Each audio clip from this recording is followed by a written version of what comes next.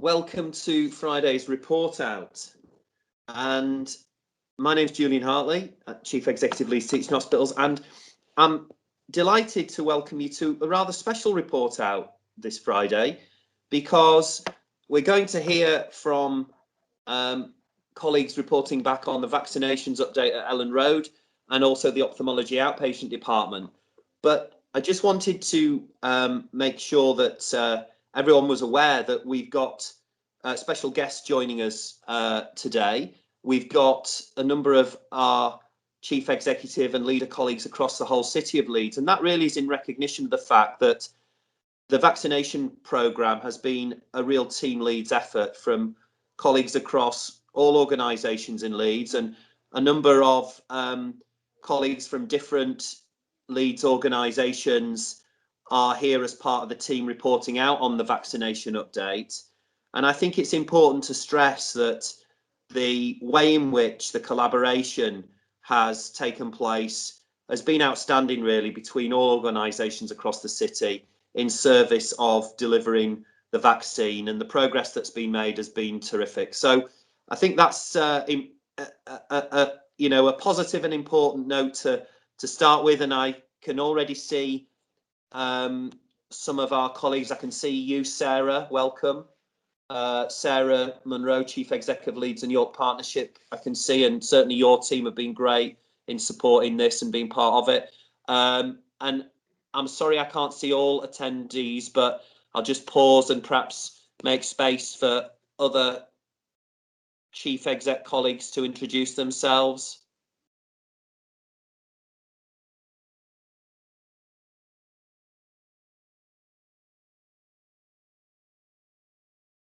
Can't hear anyone immediately, so I know that Thea Stein, Tim Riley, and colleagues in social care and Jim Barwick all have a real interest in this. So I know that they're keen to thank everyone and to recognise the work that's gone on. So perhaps we'll make a start, and I'm going to hand, first of all, I think, Penny, to you to introduce the team and tell us about the work that's been going on in relation to the vaccination programme. Over to you. Yeah, thank you, Julian. Hello, my name is Penny McSorley. I'm Director of Nursing for the vaccination programme, and I'm on secondment from my substantive role in Leeds CCG. You're going to hear from some of the vaccination team members on this report out. And as Julian was saying, it's important to say that the staff working on the vaccination programme are a mixture of staff from our partner organisations in Leeds, including LCH, LYPFT and CCG colleagues. Just a bit of background, we were given the go-ahead to go live with the vaccine on the 1st of December, and we administered our first dose on the 8th of December at our first location in the Thackeray Medical Museum. We kitted it out, developed our processes for consent and documentation, and secured a workforce in a week. We then went on to open the Elland Road vaccination site on the 18th of January, and so far we've vaccinated over 25,000 health and social care staff from across Leeds. We recognised that the process of mass vaccination had not been tried or tested, and that we would need to improve our processes to be able to deliver the scale-up required quickly. Therefore, we asked the KPO to be involved from the outset, along with colleagues from the improvement team at LCH. And luckily, Matt Spence, who has been helping us lead this work, also has a medicines management background.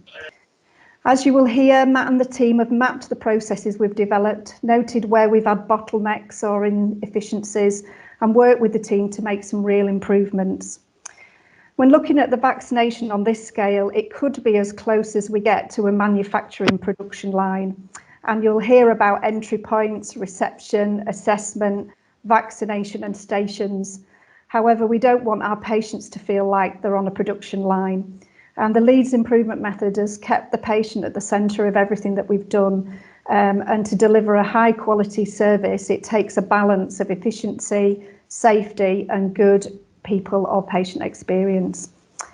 We were also clear that we wanted the staff in the service to feel valued, and we've been using the respectful behaviours from the Leeds improvement method to make sure the staff's efforts are appreciated and they feel like they own the service. And finally, we're aiming for an error-free service, and we want to use the Leeds improvement method to make the service as safe as possible for staff and patients, particularly as in the next couple of weeks we'll open up to the wider population of Leeds for vaccination. So I'll hand you over to Sophie and the team to take you through the next slides. Hello, my name's Gareth Dolby. I'm the General Manager for the vaccine programme and looking over the Thackeray and Elland Road Centre. So in this slide here, just going to really set the scene in general for the slides that are going to follow, just so everybody's kind of got a situation awareness of the route for our citizens when they come into the centre. So working the slide from left to right, the citizens are brought through by our wayfinders from G&K colleagues who are doing the marshalling into the reception area and directed to one of the reception desks. There are a series of barriers which will help citizens wayfind themselves into the receptions. Once there, they will then be clerked in by the receptionist, who will ensure that they've got all the correct details and they're booked in effectively.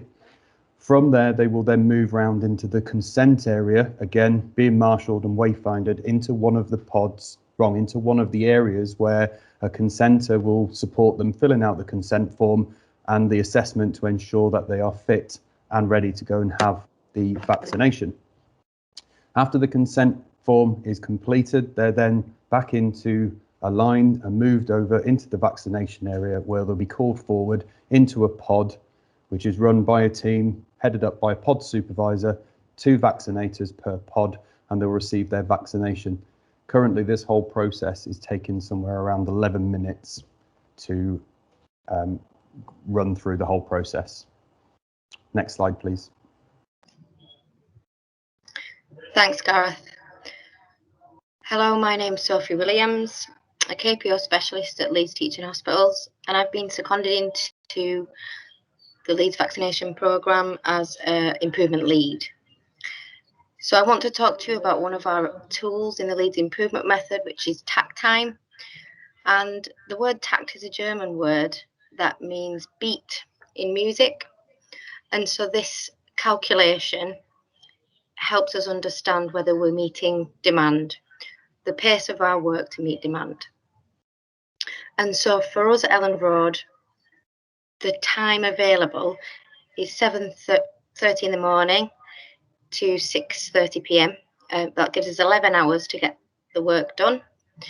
And that's then divided by our demand, how many patients are coming through. And currently 4 of our pods are open, 330 patients per pod, which gives us a demand of 1,320 patients. So in an ideal world, this means that our workers would have to work at a pace of 30 seconds per cycle of work.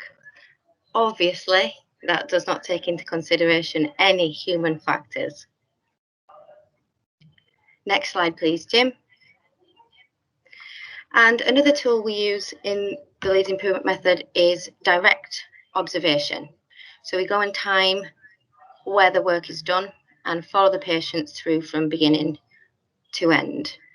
So our boundaries for this work are from when the patient arrives at Elland Road entrance through to them leaving the exit doors at the back of the building. And as Gareth alluded to, that's taking on average a median time of 11 minutes and 3 seconds at the minute. We have a bottleneck at our consent area, which we'll talk about as we go forward. In terms of improvements and small incremental changes, we use the PDSA approach. So plan, do, study and act. And my colleague Kat will talk to you a bit more about that now. Next slide, please, Jim. Hiya, my name is Catherine. I have been redeployed from LYPFT. I'm a mental health nurse by background. So we're in the study section of the PDSA. So we noticed that when citizens were going through to the pod area, they were being missed in the assessment section. So I worked with our colleagues from G&K to create some visual controls, as you can see in the floor plan, to outline where the marshals will be sectioned to therefore mitigate that risk of people not being assessed. We also have introduced radios and different channels, so the marshals and all the members of staff on the floor can speak to one another. So I'll hand over to my colleague from G&K to introduce himself. Hi, my name is Nathan Appleby from Gough and Kelly. My background is crowd management and event security.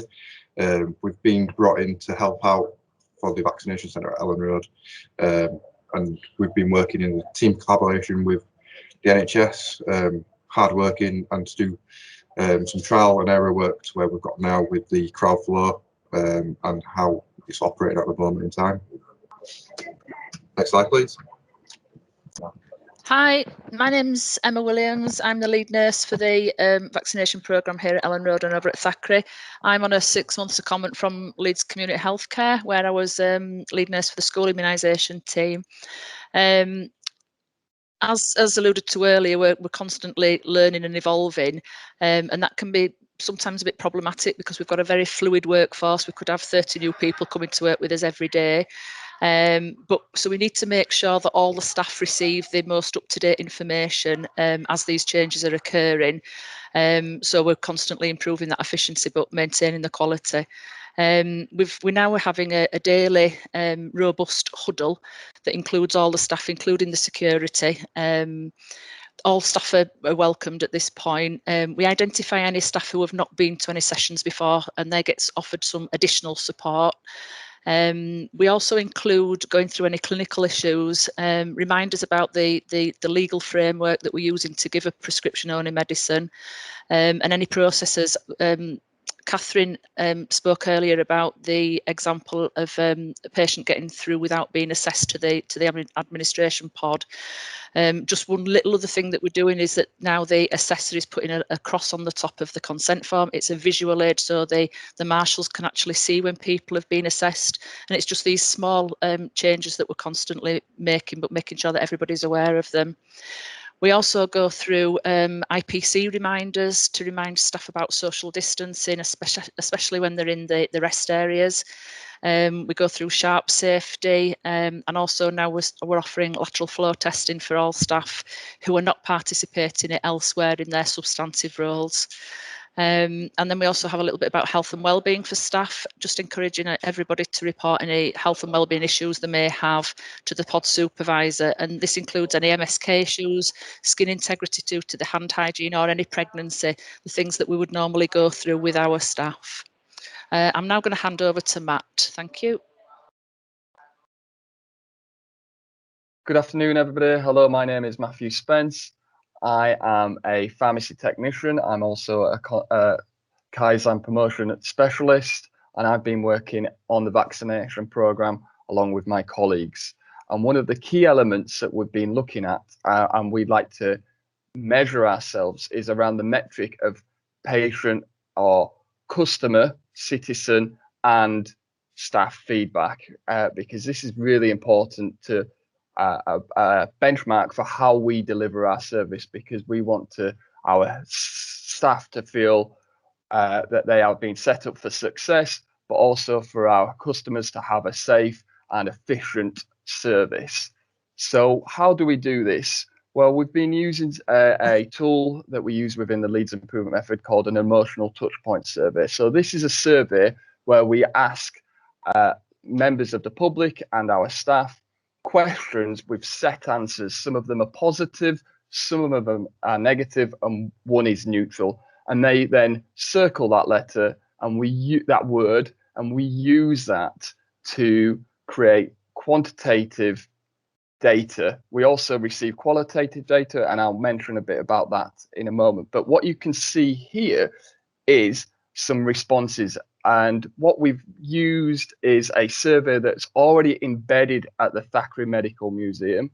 And we've been collecting customer feedback and staff feedback for over 4 weeks now. So for consistency, we've replicated that exact survey and then gone and collected baseline data at Elland Road. So here we have some baseline data from our citizens, our customers, and we've at the moment we have 10 responses, and as you can see, 100%. We had a 100% positive response rate around how people felt their experience in the vaccine centre was on that day. What we also see is 60% positive feedback around the booking system. And when we're specifically asking this question, because we know there are some teething issues with the booking system. What I'd also like to give you are some direct quotes from our citizens. And so the booking was frustrating, but here on the day, it's all gone smoothly. Another quote was, "I can't fault it. It's been seamless." And I think whilst myself and colleagues have been doing direct observations, and also my email has had a number of emails around feedback, what's clear is that there's themes around the teamwork, the professionalism, the ease of the flow between throughout the site, the courtesy, the people commenting how friendly and courteous the security staff are, how they're waving at them when they're leaving. It's a really great feeling, and everybody should be very proud of what's happening at the sites. Next slide, please. So we, as I've mentioned, we've been asking for staff feedback as well, and we've got some baseline data, and this is based on 8 feedback forms from the Elland Road site. And as we can see, we've got a 60% positive response rate about how their shift went on that day. We have a 60% positive response rate about how our staff feel about the setup for their shift on that day. And then we have a 100% response rate about how the team's effectiveness on the site. And I'll give you a couple more direct quotes from staff. So my first shift, and this is from a consultant, my first shift, I only knew where to go and what to do because I was told by a colleague. But now I've been here a few times, I know what I'm doing. And I think that highlights the approach that Emma's been speaking about, that by learning from this, we're now introducing daily huddles to try and set up our staff for success, because that's really important. Another direct quote, "I left my shift aching but buzzing," and that's from a vaccination nurse. And everyone I've met has been amazing and helpful, and that was from another nurse. Next slide, please. Hello, my name's Zoe Richardson, and I'm the business manager for the vaccination centres both at the Thackeray and the Elland Road site. So lessons learned. Since we opened up the Elland Road site on the 20th of January, these are the things that have come to light. So moving goalposts. We've learned over the last few weeks that we can plan and set up clinics, organise staffing rotas, for example, and the goalposts can be changed at sometimes a very last minute.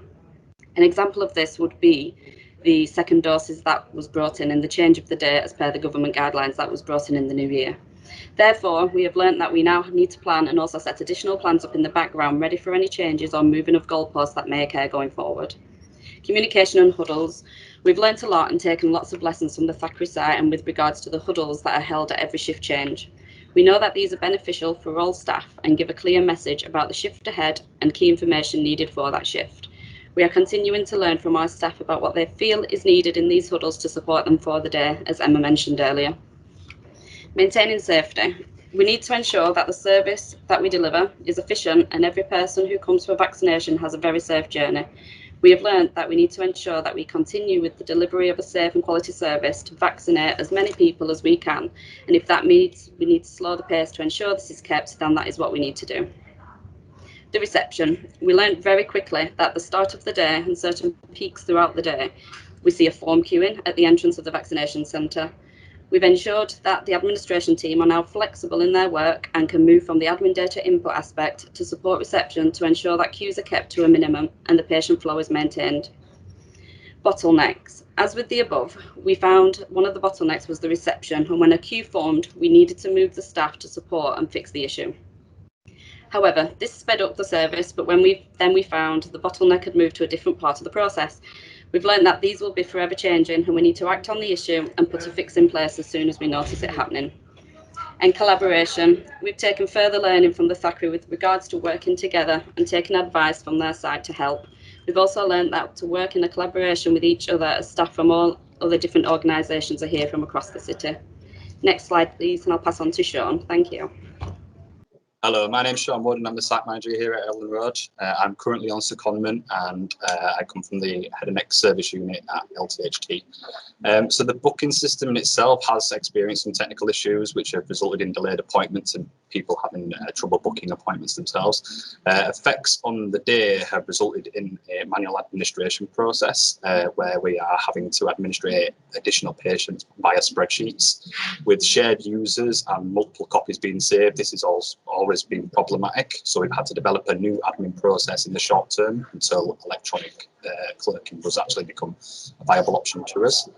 Second doses have also been delayed, so due to the change in recent guidance, it's resulted in second doses having to be cancelled. The team are working incredibly hard on getting on top of the backlog, which currently sits at around 5,500 emails. This is further exacerbated by the booking system issues, but it's one of their top priorities for our team to get back up on the top of. Workforce, as Zoe mentioned, is also a big challenge for us.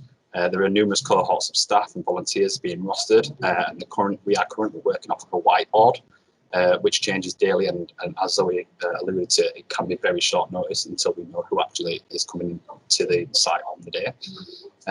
So we are working collaboratively with our colleagues in Workforce to develop an electronic roster to shift onto this platform so that everybody can see visually and in advance where they are meant to be and what hours they're meant to be working and on what days. So the teams are currently separated by physical locations, so we've had to employ morning huddles and team briefs with the nurses and G&K. But we've also brought this process over to the admin areas to improve communication channels between the two sites. There are plans in the future to ensure a timely transition of data through the manual upload. We are going to employ a running system for the information that is administrated down at the site at the centre, to be brought over to the site to be manually uploaded. One of the biggest challenges I think we have is vaccine supply. So things are changing daily. The service is fast paced. That therefore determines our activity based on the capacity that we can model.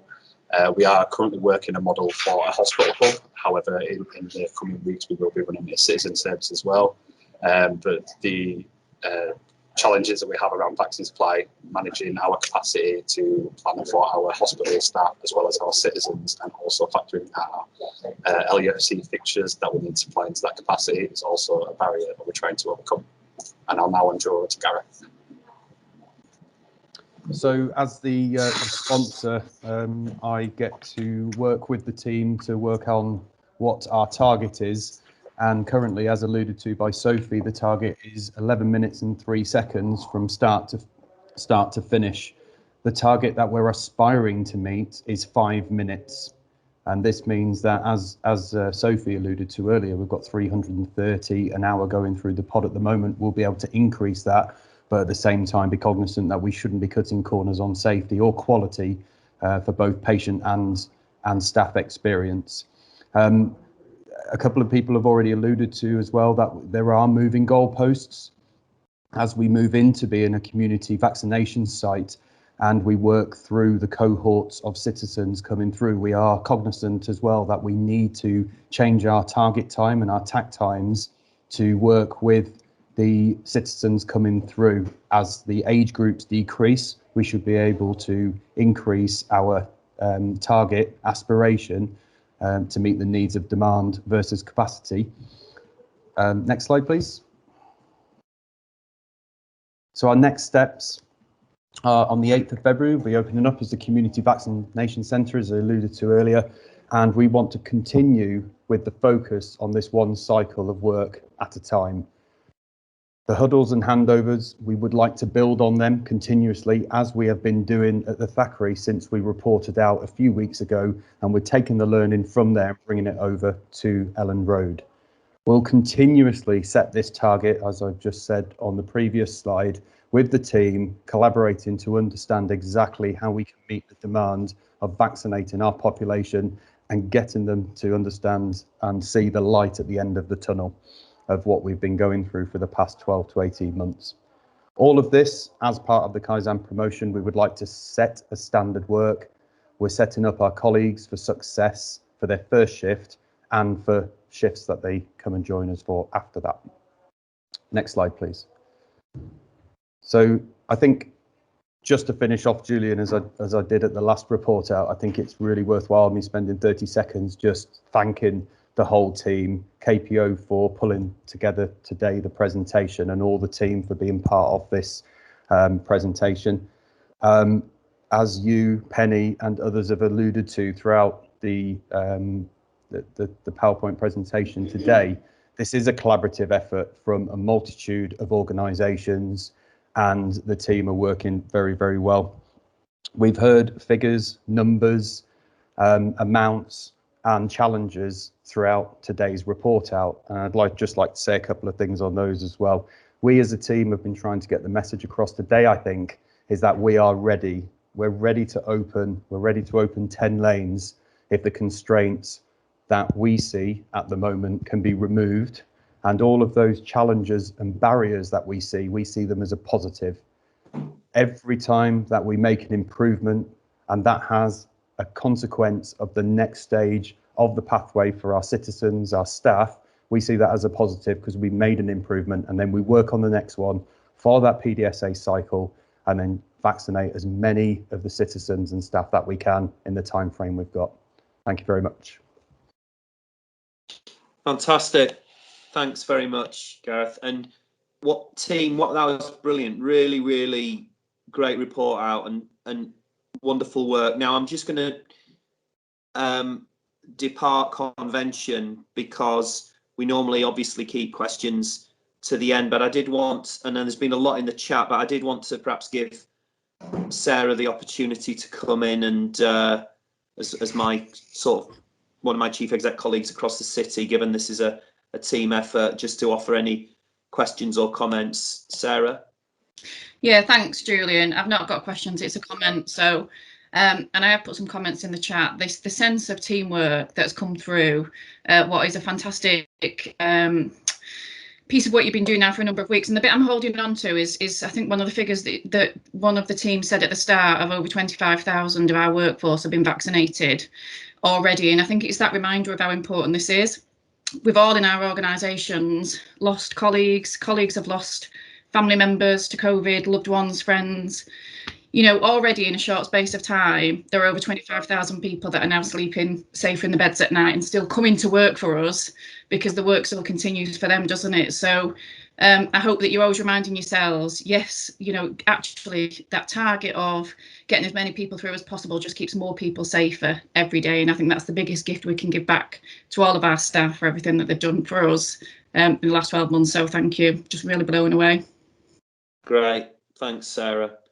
And I know in the chat, Andy, I think you put Thea's going to be joining the team, and that's great. I was down at Elland Road this time last week, seeing for myself how well set up it is, and all of us as sort of your colleagues charged with leading the organisations across the city, I think all feel a great sense of pride in what you've all achieved collectively.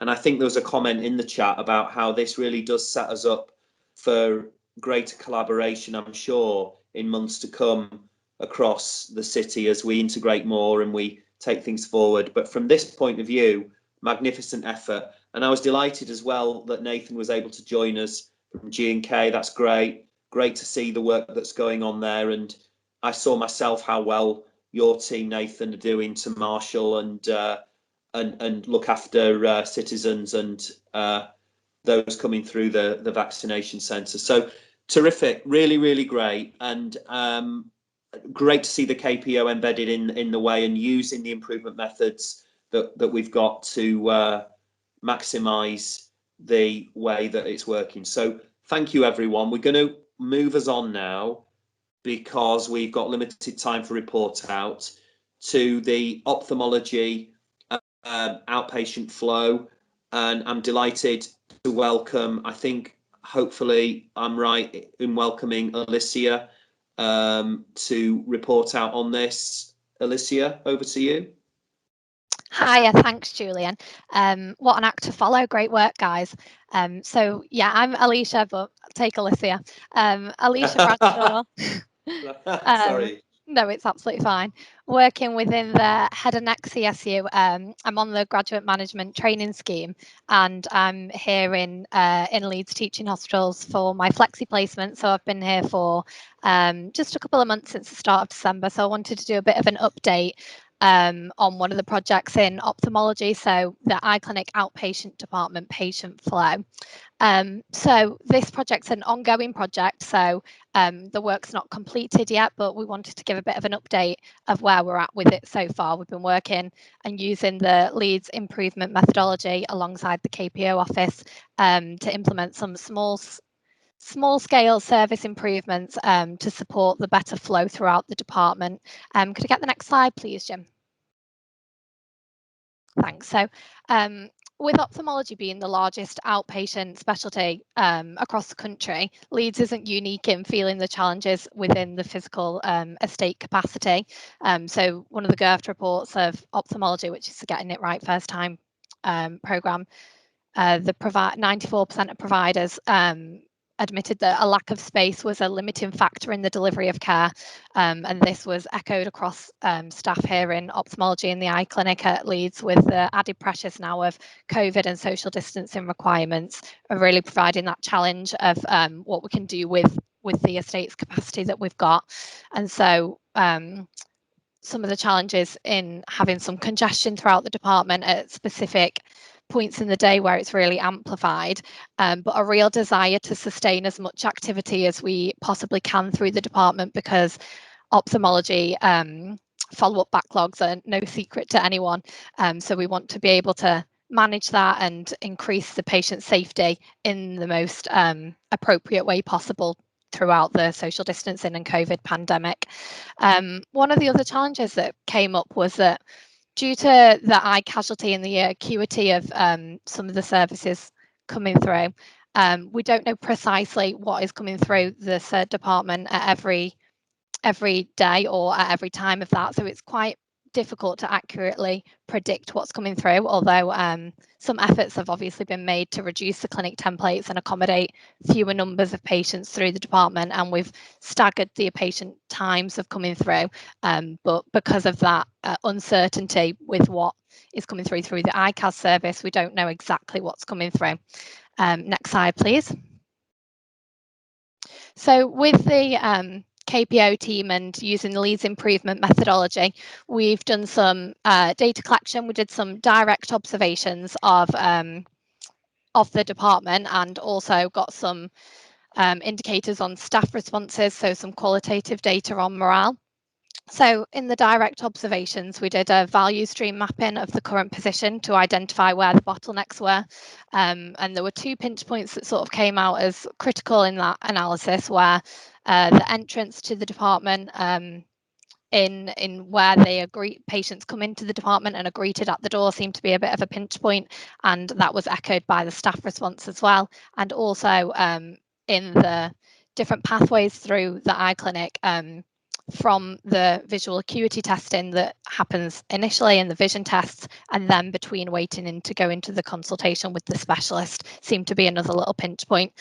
I wanted to pull out some of the staff responses. So 65% of staff were extremely likely to recommend the service, and there was a real overwhelming trend that staff felt positive about the eye clinic and working within the eye clinic. But something that really highlighted the need for the service improvements was that only 7% of responses could agree that they felt confident in the ability to keep patients safe when they attended the eye clinic from a social distancing and COVID perspective. So that's where we really wanted to focus our efforts in providing the assurance that we can give staff confidence to be able to keep their patients safe. And then from the more direct observations, we got some data come out about the lead times and the patient journey following the patient from when they enter the department to when they exit the department, of just over an hour and 15 minutes on average.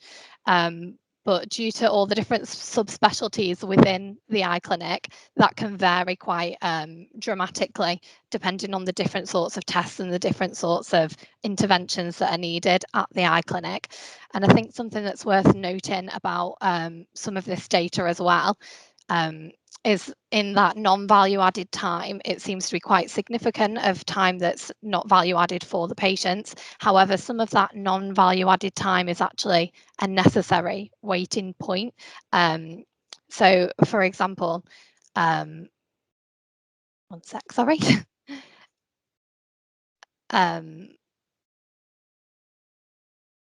Yeah, so for example, it's unavoidable where patients might be waiting for their dilation drops to come into effect. They have to wait for that period of time for the dilation to occur. It's not necessarily a value added time, but it's still a necessary requirement that we do that. So just some nuances within the data that have come out that we need to be aware of when we're looking at trying to improve these metrics as a baseline. So we got some data as well on the work in progress, looking at a snapshot of where patients are throughout the day. And they came out of average of 3 people on average are waiting to get into the clinic at that door point in the queue, for example, 5 patients within the green zone, which is that first step of looking to do your vision testing, and then patients would go through to the blue zone where they wait for the specialist consultation. So we just wanted to understand exactly where people are, but again, some nuances in that in terms of patients within some of the rooms that won't be able to be included in that snapshot. Next slide, please, Jim.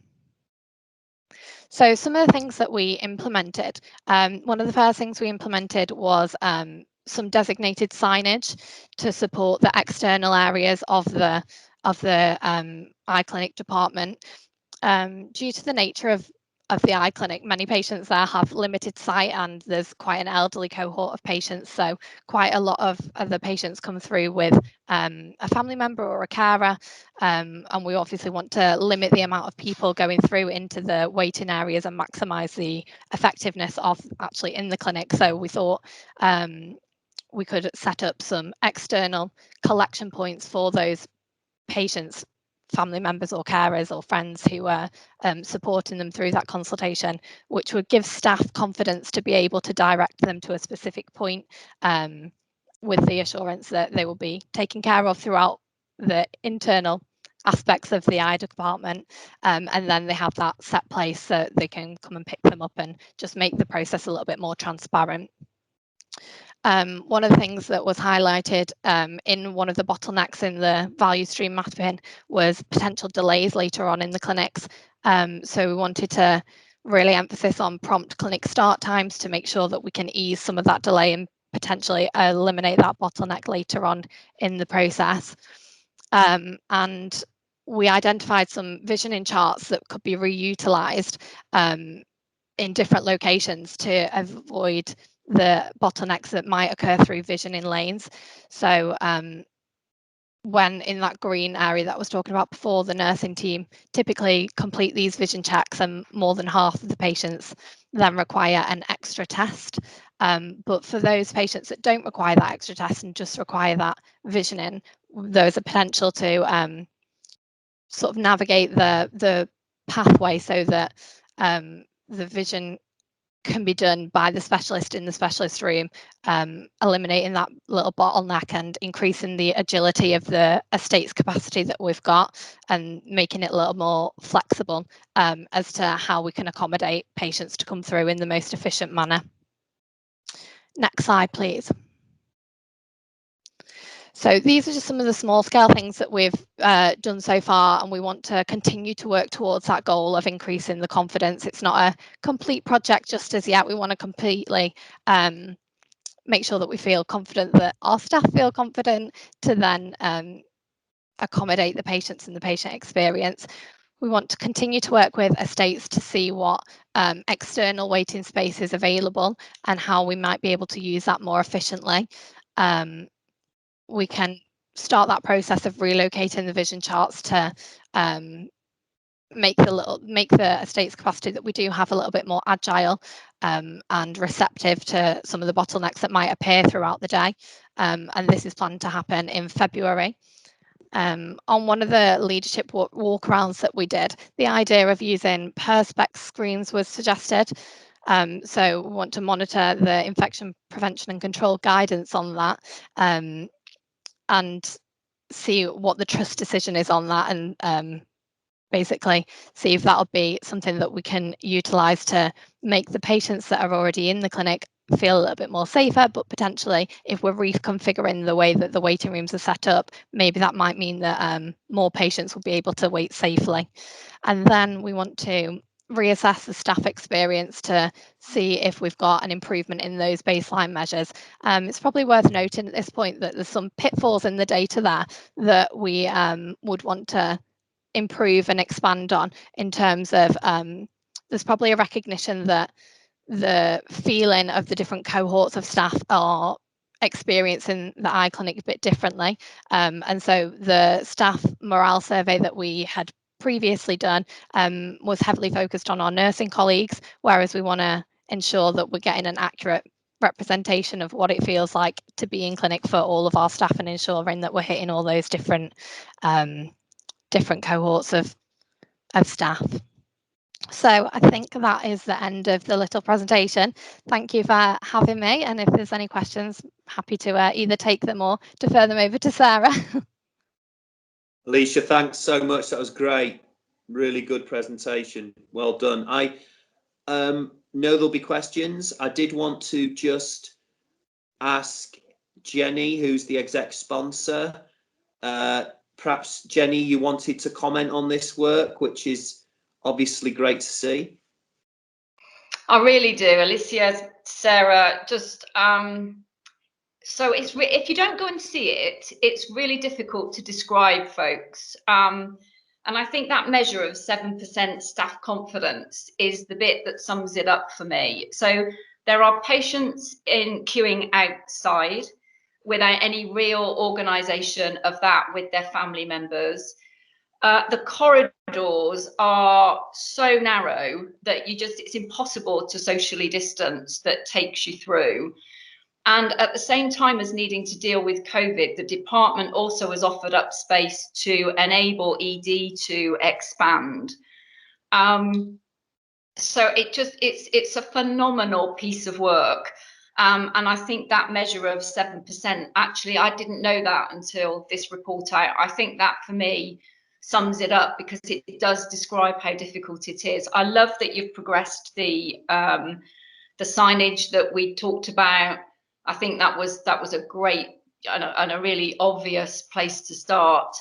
But it's really great work, and I think we need to say a massive thank you for the way the department actually has managed to consolidate and also enable ED to be able to expand. So well done to both of you, and Sarah included. It's a brilliant bit of work, and if I can help with unblocking anything, just let me know. Thanks, Jenny. Sarah, did you want to come in? Yeah, thanks, Julian, and thank you, Jenny. And well done, Alicia, because Alicia has led a lot of this work. You know, we've been very fortunate to have Alicia with us, who has the time and resource over the last 2 months to take a bit of extra pressure in terms of going down to clinic and doing some of these timings and ensuring that the Leeds methodology can be used. This wasn't a full RPIW, it was a very small scale service change process. It's nowhere near finished. We are, you know, trying to chase up some of those bits about signage, and as Alicia said, you know, screens and the use of the clinic space outside of our actual remit. Which all takes, you know, a little bit longer than we initially anticipated. But it's a really good piece of work that hopefully will follow through even after, you know, COVID has left our building. Hopefully it's work that can continue, because we have always known that our department isn't quite the right fit for the number of patients that are going through in the complex manner in which they go through it. So hopefully this can help to alleviate some of that pressure that the nursing team clearly feel, given that that stark realization that we saw when we took the questionnaire in terms of morale. But yeah, thanks a lot, Alicia. Great, thank you, Sarah. Points well made. Now, a lot of feedback, which is great, has gone in the chat. So thank you very much for that. We're slightly short of time given the fantastic report outs we've had today and everything that we've fitted in, but maybe just allow a minute or two if we can for any questions or comments. So just looking for any hands to pop up and ask anything to the vaccination team and the ophthalmology team.